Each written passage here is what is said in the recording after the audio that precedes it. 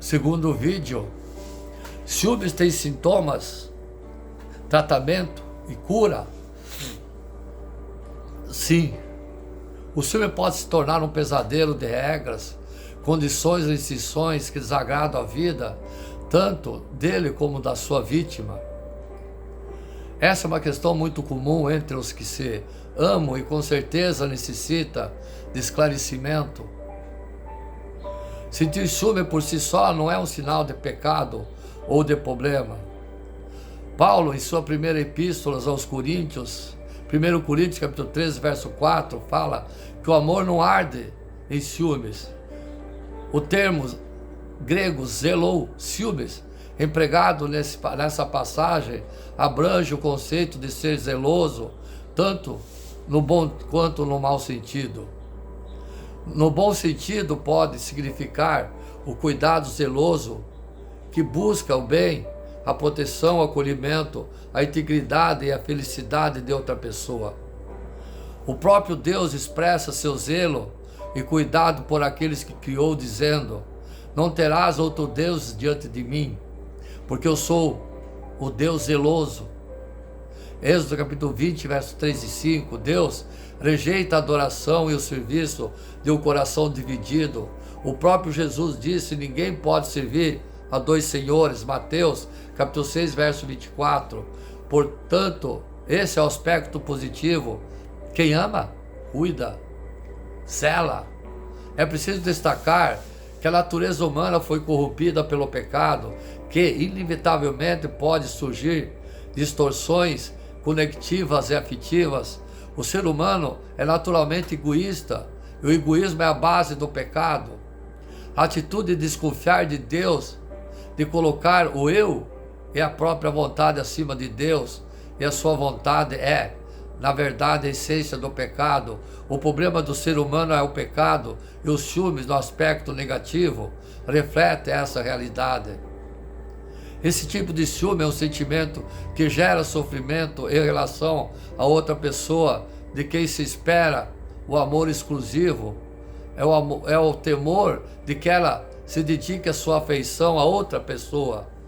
Quando esse sentimento é justificado por um motivo real, o ciúme serve como um alerta emitido para que o problema seja confrontado em um amor, visando o bem e a integridade.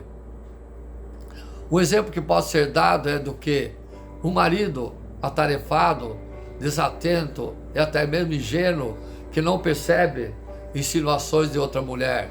A esposa, por outro lado, percebe situações imediatamente. Pode tomar providências para alertar o esposo sobre o risco que ele está correndo de prejudicar a si e a toda a família. Se o esposo acolhe a advertência, o problema está certamente resolvido.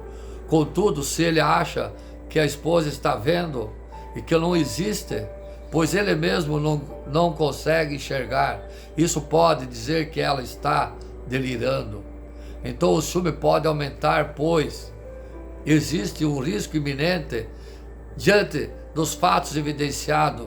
Esse ciúme é normal, pois visa proteger o casamento, o lar, os filhos, a família, a integridade do casal e a felicidade deles. Quando o ciúme cede à razão, pode ser patológico, danoso, espiritual, físico. Outro exemplo para descrever o ciúme patológico pode ser extraído do mesmo caso acima, com apenas uma diferença: os ciúmes da esposa não possuem fundamento, ou não se justifica. Ela se sente segura porque não confia no esposo, não porque ele seja desconfiável, mas porque ela não consegue acreditar nele, mesmo diante de provas que ele lhe dá de seu amor, compromisso e fidelidade. É possível notar então que há uma distinção entre ciúme normal e patológico. O ciúme normal é o zelo das pessoas em relação aos seus objetos de amor, sejam eles pessoais ou coisas. Uma pessoa zelosa defende tudo que possa invadir essa relação de amor de maneira proporcional e ameaça. O ciúme patológico é a reação desproporcional e angustiante frente a qualquer ameaça, aos seus objetos de amor. Na relação com as pessoas, o ciúme patológico está seguro, sempre ligado à entrada de um terceiro elemento na relação amorosa que vai roubar o objeto do amor do ciumento. Esse terceiro elemento aparece como um rival invencível e permanece constantemente na cabeça do ciumento, que se vê ameaçado o tempo todo. Há uma expectativa permanente de ameaça na relação do amor. Dizemos que o terceiro elemento está na cabeça do ciumento, pois é uma ameaça desproporcional à realidade. Por não conseguir confiar na pessoa amada, o ciumento pode se tornar possessivo, cometer erros, desconfiando e inseguro, gerando um grande desgaste na relação. Essa é uma situação confusa, pois pode levar o ciumento a produzir os seguintes tipos de pensamento: se não for meu, não será de ninguém. O ciúme pode tornar um pesadelo de regras, condições e restrições que desgraçam a vida de dois, da família, da esposa, do marido, tanto dele como sua vítima, podendo chegar ao ponto de literalmente destruir a própria vida, suicídio, matar, ou a vida do outro, homicídio. Os pensamentos típicos desse caso pode ser suicídio: vou me matar na frente dele só para ele ver o quanto me faz sofrer. Homicídio: como não aguento vê-lo com outra, eu não posso dominá-lo, eu vou matá-lo. Na Bíblia podemos ver a mesma dinâmica em várias passagens, tais como na experiência de Caim ao matar seu irmão Abel e se rebelar contra o próprio Deus, Gênesis capítulo 4, na história dos irmãos José do Egito, quando venderam José, seu próprio irmão, aos mercadores, Gênesis capítulo 37, na experiência de Absalão, ao tentar tomar o trono do próprio pai Davi, segundo Samuel capítulo 15. No aspecto religioso, quando uma pessoa deixa-se dominar pelos ciúmes que ardem dentro de si, torna-se difícil para aceitar a graça salvadora de Deus em Jesus Cristo. Isso pode levar o indivíduo a rejeitar qualquer forma de religião onde a salvação esteja fora dele mesmo.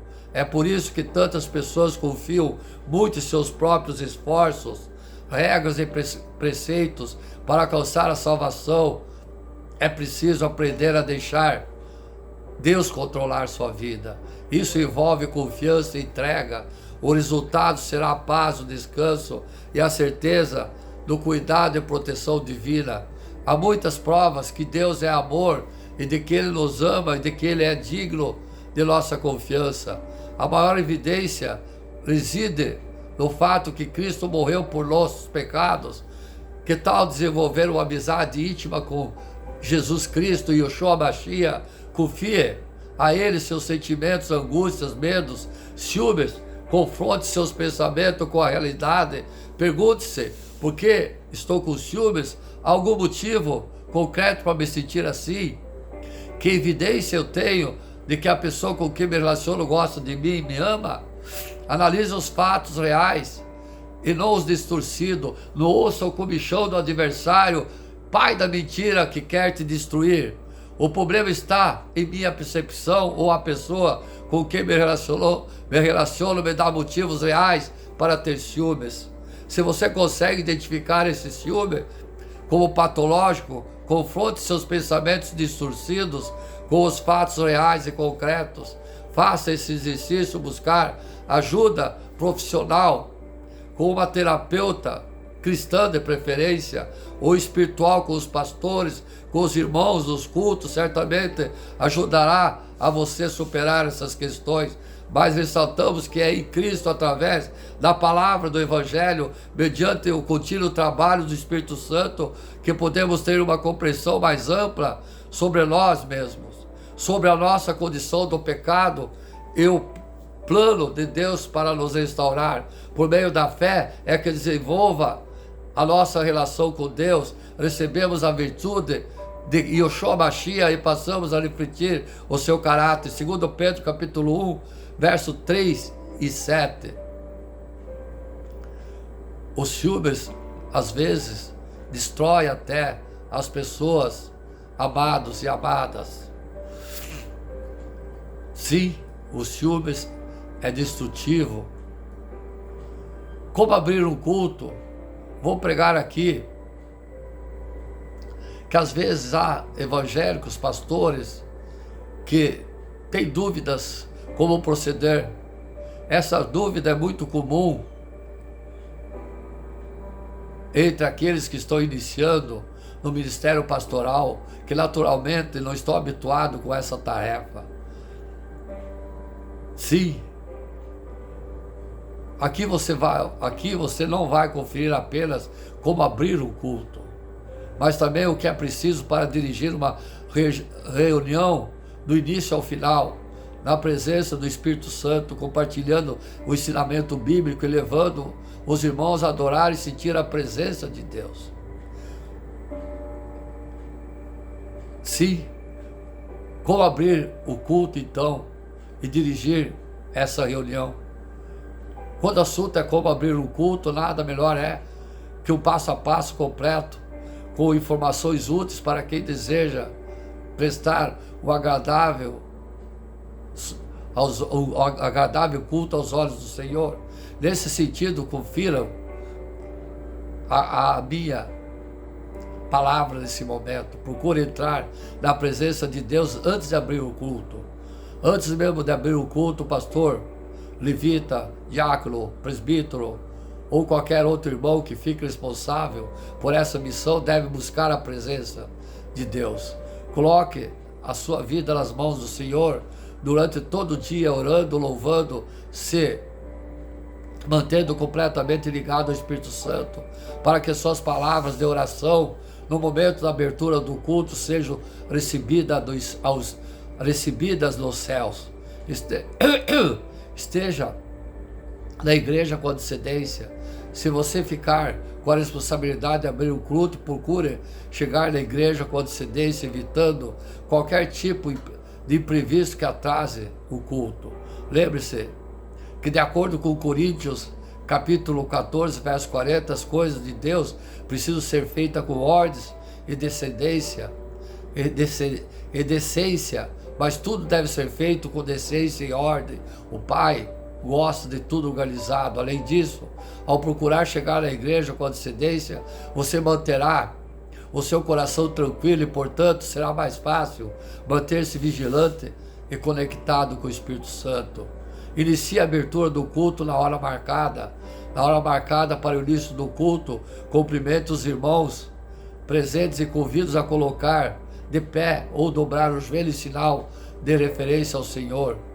Logo em seguida, inicie uma oração louvando a Deus pela oportunidade de estarem ali reunidos para louvá-lo, adorá-lo, engrandecê-lo e aprender mais sobre seus ensinamentos. Nesse momento, convida o Senhor, o Espírito Santo, para que se faça presente e guie o culto conforme a vontade e direção, fazendo os pastores, o pregador, instrumento para levar o povo à adoração da Bíblia, como eu faço nas minhas pregações. No início, eu peço o Divino Espírito Santo que desça sobre nós. Convide o grupo de louvor para levar os irmãos à adoração. Após abrir o culto com uma oração, convide o grupo de louvor para levar todos os presentes a um momento de adoração a Deus que contribua para aumentar ainda mais a presença do Espírito Santo nessa igreja. Os louvores devem engrandecer o nome do Senhor e levar todos os presentes a abrir o coração para o momento da palavra e os ensinamentos que serão compartilhados. Durante o último louvor, os irmãos podem ser convidados para adorar a Deus e contribuir para o funcionamento e crescimento da obra através das ofertas voluntárias dadas. Oração e palavra. Após o momento de louvor, o ofertório convida os irmãos para um novo momento de oração, dessa vez para abençoar as ofertas dadas voluntárias e pedir a Deus a direção do momento da palavra. Logo em seguida, o pastor, o responsável pelo culto, e por entregar a palavra deve convidar os irmãos para abrir a Bíblia e fazer a leitura de um texto bíblico que será o alvo da pregação. Por fim, o responsável por existir o momento da palavra deve fazer a explanação sobre o ensinamento bíblico, permitido sempre que o Espírito Santo tome a direção da palavra e nos use como instrumento. Oração final e convite ao arrependimento. Por fim, encerra-se o culto como uma oração final e um convite de arrependimento, onde todos aqueles ainda não aceitaram Jesus ou que desejam reconciliar-se com Ele, sejam convidados a render-se ao Senhor. Nesse momento, aqueles que levantarem as mãos e se dirigirem ao altar devem receber uma oração que tem o objetivo de entregar sua vida a Jesus. Após o momento, o encarregado deve derramar bênção, encerrando o culto, pedindo a Deus que leve todos para casa, debaixo da presença segura do Espírito Santo de Deus. Apesar de não ser uma regra, a sequência é importante, inclui momentos de oração na palavra, de louvor, ofertório, agradecimento e arrependimento. Vale lembrar que o culto não precisa ser metódico, mas acima de tudo organizado e guiado pelo Espírito Santo, que é o mais importante. $24 por dia. Nesse caso, em cada passo a passo, a gente orienta iniciar o culto com uma oração, mas muitos líderes e pastores também gostam de deixar um breve versículo nesse momento, no início. Como prova disso, é possível observar uma grande procura de Bíblia para abrir os versículos. Muito embora o direcionamento da palavra precise ser buscando o Espírito Santo de Deus, existem alguns versículos que são frequentemente utilizados na abertura dos cultos. Alegrei-me quando me disseram: vamos à casa do Senhor. Salmo 122, verso 1. Uma coisa pedi ao Senhor e a buscarei, que possa morar na casa do Senhor todos os dias da minha vida, para contemplar a formosura do Senhor e adquirir no seu templo. Salmo 27, verso 4. Vinde, cantemos ao Senhor, jubilemos a rocha da nossa salvação, apresento-nos ante a sua face com louvores e celebremos-nos com salmo. Salmo 95, verso 1 e 2. Como orar a Deus segundo a Bíblia? Vamos ver, amados e amadas. Devemos orar com fé, adorando a Deus, usando nossas próprias palavras e confessando o nosso pecado, com o coração grato, entregando tudo nas mãos de Deus. Não existe uma única forma de orar corretamente, mas a Bíblia mostra 7 princípios que ensinam como adorar a Deus e a orar a Deus. Primeiro, acreditar que Deus nos ouve sua oração. Segundo, dizer as coisas boas sobre Deus. Terceiro, usar suas próprias palavras, sendo bonitas ou não, use suas próprias palavras. Confessar seus pecados e pedir perdão. Dizer a Deus que confia nele, qualquer que seja a resposta. Dizer obrigado pelas coisas boas da sua vida. Lembre-se das minhas pregações, gratidão. Vou repetir, lembre-se, amados e amadas, a última pregação feita sobre gratidão. Dizer obrigado pelas coisas boas da vida. Orar dizendo em nome de Jesus. Exemplos como orar. O exemplo: querido Deus, eu creio que o Senhor está me ouvindo nessa hora. Enquanto eu faço essa oração, Tu és amoroso, misericordioso e fiel em todas as circunstâncias. Por favor, perdoa meus pecados e dos meus irmãos. Reconheço que eu faltei e eles faltaram em muitas áreas da vida, mas confiamos que através do sacrifício de Jesus na cruz eu possa ser perdoado e ter uma nova chance. Eu entrego minhas preocupações, necessidades em Tuas mãos, seja qual for a resposta. Eu confio que o Senhor tem um plano perfeito para a minha vida. Obrigado pelas coisas boas da minha vida, minha família, meus filhos, amigos, saúde e tudo que o Senhor tem me abençoado. Em nome de Yeshua Mashiach, eu digo amém.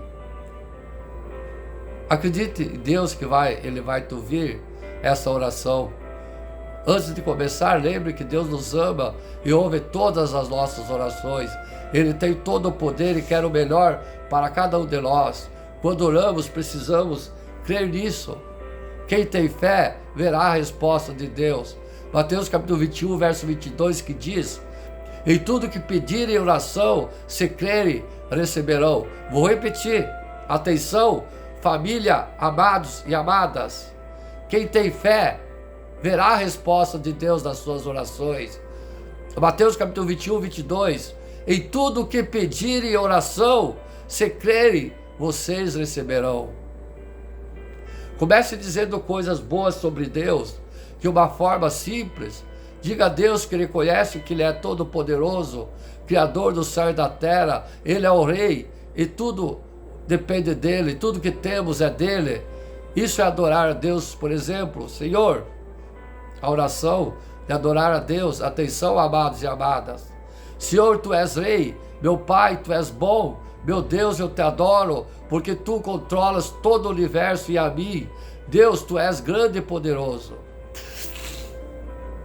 Peça a Deus usando suas próprias palavras, sejam simples, sejam proféticas, sejam coordenadas ou não. Não use fórmulas ou orações decoradas. Faça seus pedidos a Deus com fé, simplicidade. Ele nos conhece, Ele nos ama como somos. Não vai ficar impressionado se falarmos mal, ou falarmos difícil, ou falarmos bonito, ou palavras bonitas. Conte a Ele como está se sentindo. Converse com Ele. Algumas coisas que você pode dizer a Deus com as suas próprias palavras. Ouçam. Atenção, filhos. Me ajude a conseguir um emprego. Senhor, Pai, cura minha irmã doente, meus amigos. Meu Pai, meu Deus, por que estou tão triste? Eu preciso de Ti. Senhor, preciso passar na prova, me ajude.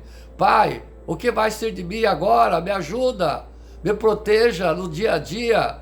Em nome de Jesus. Amém. Confesse e peça perdão dos seus pecados. Seja transparente com Deus. Ele já sabe todas as coisas, mas quer ouvir do seu coração arrependido. Diga a Deus o que você fez. Peça perdão. Por exemplo, eu menti, me perdoe, Senhor. Senhor, eu preciso de Ti, do Teu perdão. Eu copiei na prova. Pai, pensei em coisas erradas, me perdoe. Meu Deus, falhei novamente, perdoa meu pecado.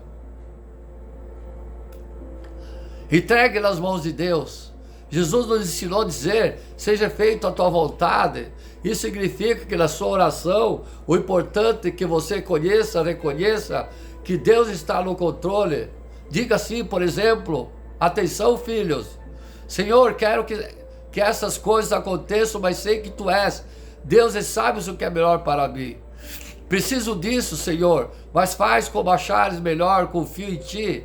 Estou desesperado por uma resposta, Senhor, mas mesmo que não aconteça, sei que me amas e algo melhor virá para mim. Pai, eu estou pedindo não o que é melhor para mim, mas o que seja feita a Sua vontade e no Seu tempo. Amém. Agradeço pelas coisas boas também. Orar não é só fazer pedidos a Deus, só exigir. É bom sempre agradecer na oração por aquilo que Deus tem feito por você. Pense em coisas boas e agradeça a Deus por elas. 1 Tessalonicenses capítulo 5, verso 18. Dê graça a todas as circunstâncias, pois esta é a vontade de Deus para vocês em Cristo Jesus. Não é uma fórmula. Diga em nome de Jesus sempre. Não é uma fórmula mágica, mas terminar a sua oração em nome de Jesus. Vocês notaram que tudo que esse pregador menciona, fala, faz, é tudo em nome de Jesus, nosso advogado. Somente Ele vai até o Pai. Pode te ajudar a lembrar que a graça de Jesus, que podemos orar com confiança ao Pai. Jesus nos ensinou a pedir tudo em seu nome. Nem precisa ser no final. Mas lembre, a oração de Deus só é possível graças a Jesus. Lembre-se, meus filhos, que papai sempre disse a vocês que quando vocês estiverem com saudades de papai, põe uma cadeira ao lado e senta e chama Jesus, converse com ele, convide para entrar no seu coração e cear contigo e enxugar suas lágrimas, que às vezes você chora de saudades do seu pai que não está presente. Faça isso, é uma oração. Isso eu digo não só aos filhos, a todos que estão ouvindo essa palavra em nome de Jesus. Não ore só quando precisa, continue orando. Oração não deve ser algo que acontece de vez em quando, só na hora do aperto, na hora da tragédia. Orações poderosas normalmente vêm de um estilo de vida de oração. Ore a Deus todos os dias, várias vezes ao dia. Converse com Ele. Ele está ansioso por passar o tempo com você. Sua fé vai aumentar e sua vida vai mudar. Nunca diga, não tenho tempo, tenho que estudar, tenho que sair, tenho que ir na academia, tenho que ir aqui, não tenho tempo para orar. E Jesus está esperando você, sentadinho ao lado do banquinho, na entrada do seu coração, à espera que você chame, entre e venha cear comigo. Oh Jesus, desperta povo, desperta povo.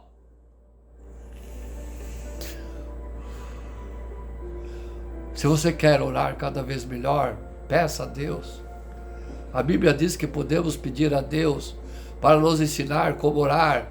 E ele responde em Romanos capítulo 8, verso 26, que diz: da mesma forma, o Espírito nos ajuda em nossa fraqueza, pois não sabemos como orar, mas o próprio Espírito intercede por nós, com gemido inexpressíveis. Leia com atenção a oração do Pai Nosso, por exemplo, e peça a Deus para te ajudar a orar mais como Jesus. Não use como uma forma para repetir, mas como exemplo de como falar com Deus. Pai nosso que estás no céu, santificado seja o teu nome, venha o teu reino, seja feita a tua vontade, assim na terra como no céu. Dá-nos hoje o nosso pão de cada dia, perdoa nossas dívidas, assim como nós perdoamos os nossos devedores, e não nos deixe cair em tentação, mas livra-nos do mal, porque o teu reino, o teu poder e tua glória para sempre. Amém. Podemos orar de muitas formas diferentes.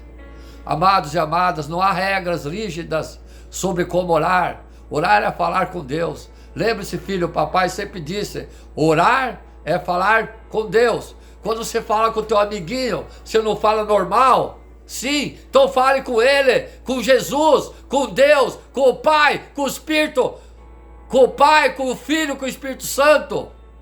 A oração não precisa ser bonita, nem comprida para ser ouvida. Quando orar, a Bíblia diz que devemos orar o tempo todo. 1 Tessalonicenses capítulo 5, verso 17. Orem continuamente. Podemos orar a Deus em qualquer altura, em qualquer lugar. Não há tempo, não há lugar. Quando você está dirigindo na rua, ore. Quando você está sentado, ore.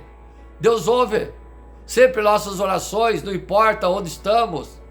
Mas é bom também tirar um tempo para orar sozinho com Deus, no seu quarto, em segredo.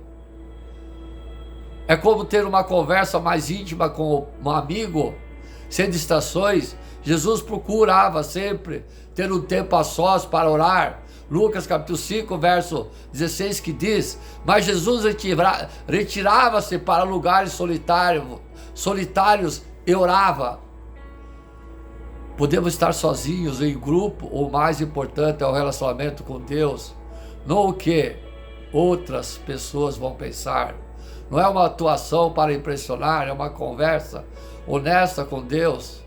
Também não é uma repetição constante de palavras. Olha aqui o que estou falando. Não é uma repetição constante com palavras. Existem religiões que usam o terço e várias repetições com palavras mágicas para fazer as coisas acontecer. Não precisa. Deus não gosta de vãs repetições. Podemos repetir nossas orações a Deus, mas não devemos deixar a oração cair numa lenga-lenga sem significado. Mateus capítulo 5, versos 5 e 8, que diz: ouçam, amados e amadas, família, ouçam, e quando vocês orarem, não sejam como hipócritas. Eles gostam de ficar orando em pé nas sinagogas e nas esquinas, a fim de serem vistos uns pelos outros. Eu asseguro a eles, já receberam sua plena recompensa, mas quando você orar, vá para seu quarto, feche a porta, ore a seu pai que está em secreto com você. Então seu pai que vê em secreto o recompensará. E quando orarem, não fique sempre repetindo a mesma coisa, como fazem os pagãos. Eles pensam que por muito falarem, serão ouvidos. Está aqui, amados e amadas, o que esse servo falou já. Não faço vãs repetições de orações. Existem religiões que usam um terço e repete 500 vezes a mesma palavra. Está escrito aqui. Deus manda esse recado a você. E quando orarem, não fiquem sempre repetindo a mesma coisa, como fazem os pagãos. Eles pensam que por muito falarem, serão ouvidos. Quantas Ave Maria, quantos Pai Nosso você diz em um terço? 50 vezes. Deus não quer ouvir a mesma oração 50 vezes. Ele quer uma vez, com fé. Quem diz isso não sou eu. É Mateus capítulo 5, verso 8. Mateus capítulo 6, versos 5 e 8. Amém? Amados e amadas, os 4 passos da oração. Deus é o nosso Pai Celestial. Ele deseja te ouvir. Pode acercar-se a Ele através da oração, como o filho ou filha, para pedir-lhe ajuda, orientação para a sua vida. Pode orar em voz alta ou mentalmente. Pode falar com Deus como falaria qualquer outra pessoa. As suas palavras não precisam ser eloquentes, bonitas, nem memorizadas. É mais importante abrir seu coração, não se conter. Acredite que Ele existe e que ouve, porque Ele existe. Acredite que Ele irá ajudar, porque Ele o fará. Antes de começar, encontre um lugar tranquilo, ou onde você estiver. Não há tempo, não há lugar para você orar. E pode dizer: Pai amado, Pai celestial. Converse com Ele, fale com o coração e partilhe suas esperanças e desejo. Assim que as suas preocupações e problemas, pode pedir-lhe ajuda, orientação, perdão, cura, confie tudo o que vai na sua mente, reconhecendo que a sua sabedoria e seu tempo são maiores do que os seus. Pode perguntar-lhes o que Ele deseja que faça. Partilhe com Deus os seus sentimentos sobre outras pessoas, sobre tudo na sua vida. Pode orar pelas necessidades delas, ou perguntar como pode amá-las, ajudá-las. Isso é a oração, amados e amadas. É tempo de orar. Vivemos dias difíceis. A oração é essencial para que vejamos a mão de Deus se movendo, para que suportamos o desafio, as guerras, as tragédias. Orar é o maior privilégio do cristão, pois a oração nos coloca em contato direto com o nosso Deus, que é o Todo-Poderoso, Criador do céu e da terra. Por isso, quanto mais contato tivermos com Ele através desse hábito, maior serão os grandes benefícios que obteremos em nossas vidas. Em Mateus capítulo 6, verso 9 e 13, Jesus deixou um modelo que nos ensinou que a oração é o diálogo com o Pai Celestial. O exemplo de Cristo nos serve como esboço, como esqueleto dos elementos que nossa oração deve ter. Proximidade, Pai nosso. adoração, santificado seja teu nome, dependência, seja feita a sua vontade, arrependimento, perdoa-nos, assim como nós perdoamos, etc. Não para apenas repetir, nós não pensamos que por muito falar seremos ouvidos. Mateus capítulo 6, verso 7, isso seria uma oração, um mantra, mas para que a nossa boca declare a sede e a fome que sentimos do amor do nosso Pai, Ele quer nos ouvir, atender, e não em vão repetições. Mas se Deus sabe todas as coisas, por que devemos orar? A resposta é simples, amados e amadas. Oramos porque podemos desfrutar da presença do poder de Deus nesse momento tão rico e pessoal. Oramos porque o coração quebrantado não teme abrir sua boca com humildade para revelar uma total dependência do Senhor. Essa atitude atrai glória de Deus para a sua vida. Não é possível ter vitória na oração enquanto a consciência estiver presa a algum pecado. A confissão produz o perdão e a bênção de Deus. O que acontece quando oramos? Em Tiago capítulo 4, verso 2 está escrito: nada tendes, porque não pedis. Essas palavras contêm o segredo da pobreza espiritual e da falta do poder do cristão. A negligência em orar, pedir errado, orar errado, é um grande alerta para a nossa vida. Não podemos ser negligência e abandonar a prática do hábito tão nobre. A oração é um meio de obtenção de graça em tempos de necessidade, e não estamos por acaso num tempo de extrema necessidade. Agora, o que acontece quando oramos com constância e persistência? Veja o que é a oração.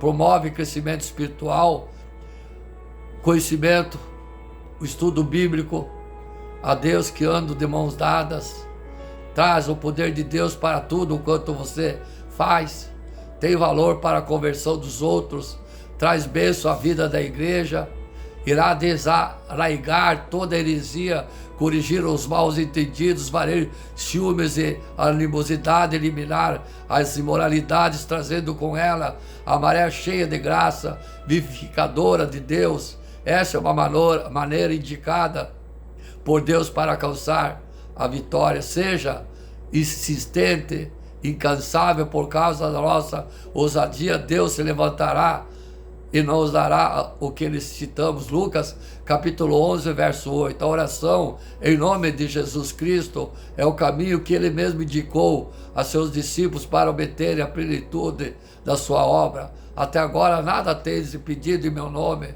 Pedi e receberei, para que a vossa alegria seja completa. Jó capítulo 16, verso 24. O tempo gasto em oração não é perdido, mas investido em grandes lucros espirituais. Uma noite de joelho irá nos poupar muitas noites de insônia.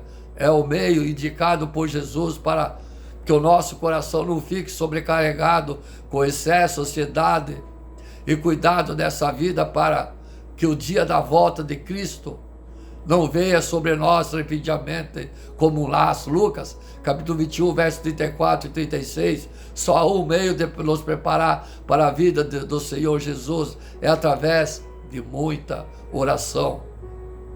Os apóstolos consideravam a oração a coisa mais importante de sua vida. Atos capítulo 6, versos 3 e 4.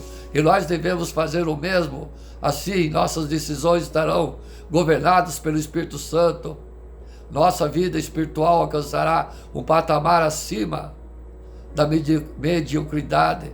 Nossas atitudes se traduzirão em transbordar de amor, misericórdia pelo próximo. A igreja será poderosa, instrumento nas mãos do Deus, e que o reino dele se manifeste aqui e agora. É tempo de orar e clamar. Vivemos em tempos difíceis e que muitos têm sido pressionados pela insegurança, pelo medo. A incerteza são tantas, mas Jesus continua sendo a nossa rocha firme, aquele em que podemos confiar. É tempo de nos comprometermos ainda mais com uma vida de oração, para que possamos ver a vontade do Pai de se cumprir e para que possamos suportar o dia mau. Faça compromisso com você mesmo em oração, certo? A Deus, que Ele está atento, ouvindo o seu clamor. Amém, amém. Você deve orar sempre a Jesus ou ao Pai.